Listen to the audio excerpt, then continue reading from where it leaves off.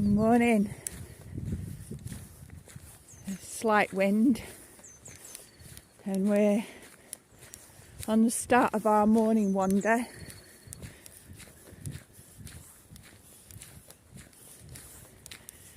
I can see blue when I look up, and it's peeking out from behind vast amounts of grey clouds. And there's a heck of a lot of water collected overnight. The size of these puddles compared to yesterday shows it. My water collection buckets had dropped yesterday through use and stuff. And this morning they're all up to the brim. So I'm going to do a bit of, relocating the water into the feeders, well, not feeders, but the drinkers, the drinking tubs, so that they've got access to that, and there's still room for more to be collected. So it's an excellent day with yet a lot of water, and I still do not have to go for water. So that is another win. I really could do with getting the IBCs, I think, because I can start collecting more that'll last longer. I was thinking it was potentially the last of the rains for this year, but we've still got the rest of March and April, and Portugal's known for April being a fairly wet month.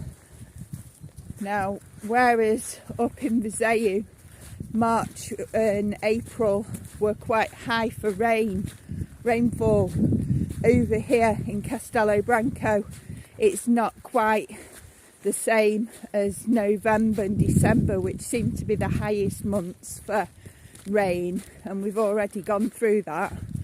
So it's certainly something to think about, and think if this is something I want to prioritise for what I do next. It really is something that I'm thinking might be a very good idea. But when you live on a budget, it's certainly worth paying much more attention into whether I want to spend nearly €300 on getting the system, or, well, when I say system, it's just the IBCs, the guttering I need to collect, and the hosing, pipes and stuff I'll have to buy. But to be able to do that, it's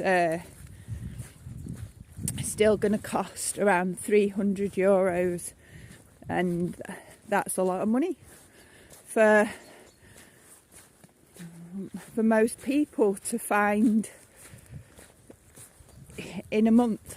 Or so I shall contemplate and feel into which way I want to go, because it would make sense, and water is important, but it's certainly something that I have no problem with getting, because I have to drive past the font whenever I go out anyway.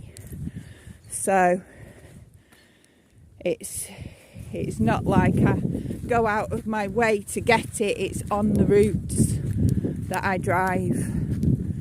And it's also another good measure. Wow, there's sheep in this field to the left today. It's the first time I've seen sheep in here since maybe December. So you can't see them very well, but they're right over there. And Portugal, in my experience so far, had been sheep farmers with very little land and quite a lot of sheep who were eating it bare and people in the community were worried about the sheep. So it's nice to be in an area where the landowners seem to have a bit of a rotation system going on, and the sheep are moving from field to field, and they're not spending long in each one, which allows the ground to recover and would help things last longer. It means you've got very busy sheep farmers moving sheep from fields to fields, but it's also really good for the environment, really good for the sheep. I'm sure the exercise is beneficial for the sheep farmers too. And the more ground that gets covered, hopefully the less the broom will grow. The more grazed land, certainly better overall for prevention of wildfires, although I'm sure that you need goats, more goats, and there doesn't seem to be quite enough goats around here because there's a high amount of broom. You can see it just about everywhere. There's nowhere where broom is not, apart from in the immediate shelter of the cork oaks, where the cork oaks are big enough to block out the light. They seem to, even that one over there, you can't really see from this angle, but in the immediate surrounding of the tree there was nothing, and then as the light hits the ground you then get the cork oak growing a bit like this, you see. And I've been looking at all the different cork oaks all over and seeing the similarities. Where the light gets in, you can see plenty of broom and things growing underneath, but where it doesn't, you see quite big clearings where there isn't very much growing at all. So it would seem that because all these oak trees that we're looking at, well, not all, the majority of all of the cork oak trees that you see are so immature, they're so tiny that they've not had a chance to do their thing and to protect the land from the masses of broom growth. So it's still out of balance. I mean, it's not really, it's planted in like an orchard rather than a forest. Forests don't grow in lines, they don't grow, well, they do grow next to each other, but it's completely different how nature would decide to grow with varieties of tree compared to that man-made forest. Here you can see an example of what I was on about. So the broom's where the light is, and all that space in there is broom free. It's just right around the edge of the crown of the tree. So it certainly shows the benefit of having mature trees. Thankfully, you're not allowed to cut down cork oaks in Portugal. So all of these should, I believe, grow to a ripe old age, at which point it's going to be a stunning canopy. But I wish there'd be some other trees in between, because even though they're fairly fire resistant cork oaks, you could do with a mixture of different trees in amongst them to help with that. Any form of monoculture just creates an imbalance, so it's really important to bring other plants and trees in. So anyway, we're now at the centre point for the views, but not the centre of the walk. And this is the bit where I can see over Escolas de Cima over to the right, and it's a fabulous view of blue sky, Escolas de Cima, grey cloud, and it's looking like it's raining over there in Castelo Branco, right up there. Can you hear the cuckoo?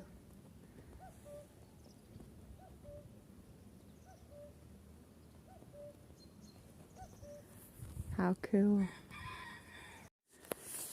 Like I said, it was an amazing day for water, and I filled up one of the water things, but unfortunately due to the fact it wasn't hanging straight, it's emptied half of it out.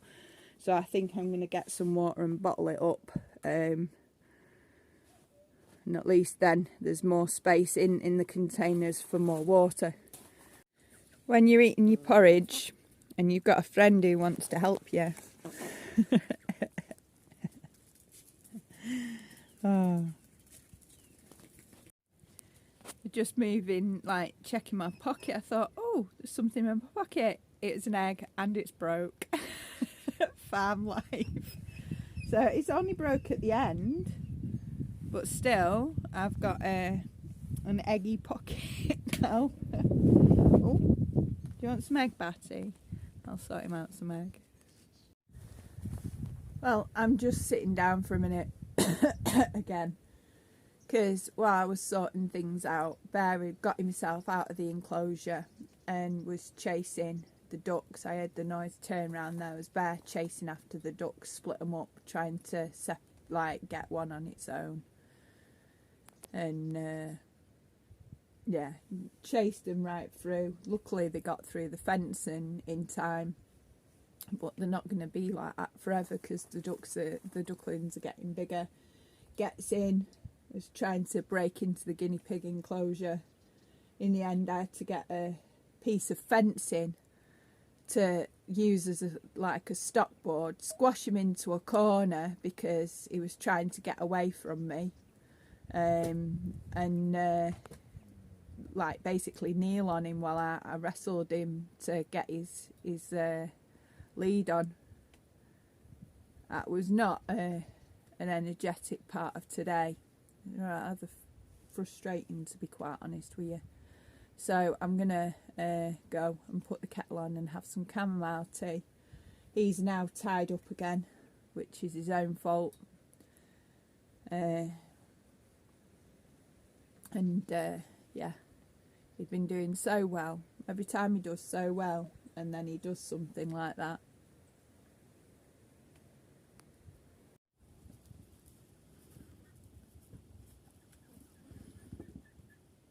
Good boy. Good boy, Batty. You're a good boy, you are.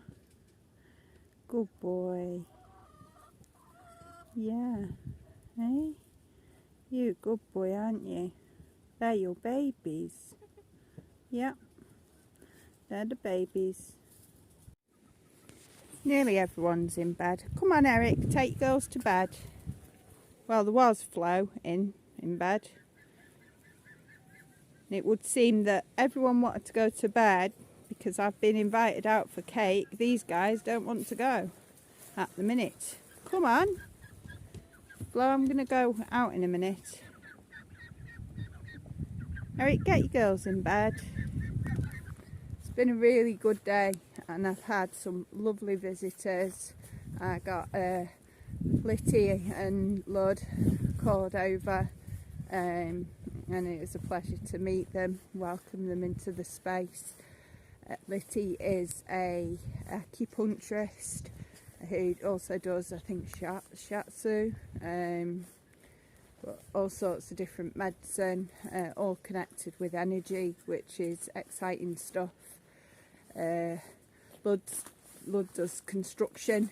He also runs goats in Portugal, or goatee Portugal or something. It's really cool to meet new friends and just share this beautiful space. Bear showed what a good, lovable soul he can be, and what a great lump. and has been behaving really well since this morning. Well, I guess it was an afternoon's no, it was morning's chase, and now I'm just settling down waiting for the chickens to go to bed, because I have been invited out because Moira's done some home baking, and I love home baking, so I'll be heading off to enjoy home baking at Moira's. I had a funny thing happen as well. My stick with a heart exploded because the rain had it expand, and it's created a handful of wooden hearts, which are now sat on my table looking all lovey and stuff. So there's still a heart on a stick over there, but the rest of the hearts are sat on the table. I thought, well, maybe if they dry out a bit I can turn them into wind chimes or something and get creative. So today has been a very, very good day, in the way that despite Bear's behaviour, we've still achieved a lot. I've still been able to share my space, or share our space, because it's not just me here, is it, with all these animals. And I've also been able to connect with people that are fairly local. Also being able to do some work today and collect water. That's how we started. This morning was the collecting water and putting it all into bottles. In the end we got 8 5-litre bottles of water bottled up from all what I'd collected, and looking by the sky there may still be a little bit of rain to fall, so hopefully I've emptied everywhere in time, and there's still plenty of water in there for the ducks and the chickens, but at least 8 bottles filled up is considerable amount of water that I've not got to go and get, because I've got it. I'm gonna just take it over and put it in there for the ducks to have over that side. But they have water and things to play with all over the place, so it's been a blessing. And it's been a blessing to be able to share eggs and things as well, so, and oranges. So especially when there's such an abundance, it's not right to just let your abundance go to waste when you can share it with people. It's a blessing. People can come round and you share, and sharing is just so beautiful. So I'm gonna go now and take the wheelbarrow full of water bottles over to the chicken and duck and guinea house over there, so it can be stored in the shade. I've got a few bottles over for the dogs, got a bottle inside for washing up with, so we're doing really well. I'm really happy about all that. Now I've got some eggs in the car to take round to Moira and Too Short, so it's sharing the abundance, sharing the love. And there's a whole lot of love at the moment, just even with wooden hearts expanding and throwing themselves all over the place. It's all good, it's all wonderful. So I hope you have a wonderful day, and I'm sending lots of love to everyone wherever you are. Thank you for watching. Please subscribe to keep up to date with what we're doing, and take care.